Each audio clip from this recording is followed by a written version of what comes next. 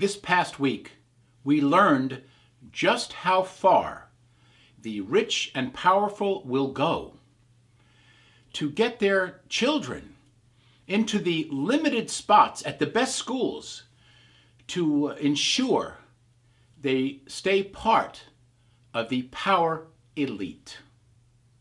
Apparently, these parents will pay big bucks, lie, cheat, steal, and stop at nothing to gain these placements for their children. Well, wealthy parents have always used tutors and other seemingly acceptable advantages that money can buy to guarantee their children's success. You see, in America,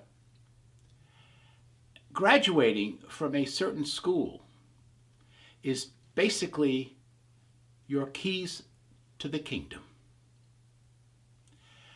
Being an Ivy League graduate or going to one of the top 10 schools as an athlete will guarantee you success financially and socially for the rest of your life. That's just how it goes.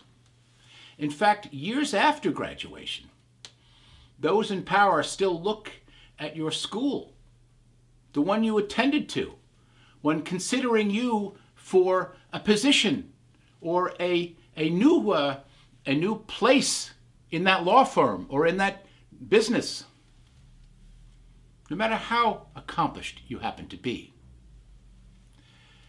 It's also easy to understand why these parents of wealth feel so threatened by anything that gives bright students who are disadvantaged, perhaps, a fighting chance. These are the parents who fight the hardest against programs that try to level the playing field. All of this makes it even more remarkable when a student from a family with limited means actually gets admitted to one of these coveted institutions. We might ask, how is this even possible, given the odds that are so stacked against them? The answer is usually true grit. These students are the ones who should be our leaders in business and in politics, finance, etc., and not those who are simply well connected to daddy and mommy. For the most part, my students have been truly deserving ones. They've earned their spot with their own merit. Most of them attend to their studies while working extra jobs to pay off their education, including on Capitol Hill. They're members of sports clubs at school, varsity teams, even community service when they're done with their classes. They are truly remarkable young people.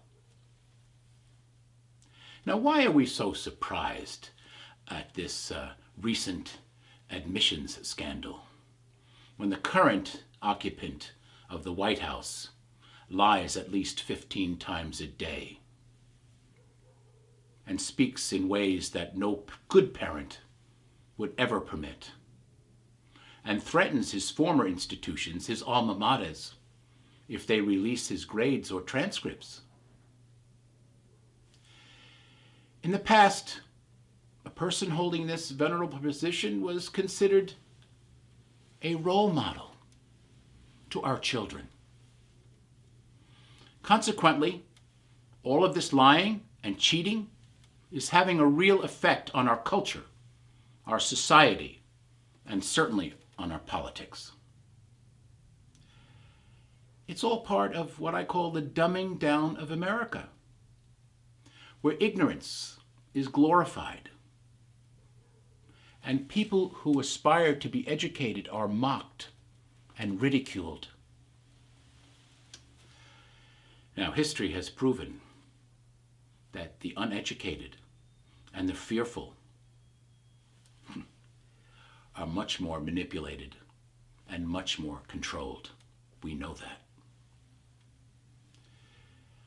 Now, none of this is making America great. In fact, it's damaging our best, our brightest, and our most eager students, and imperiling America's future.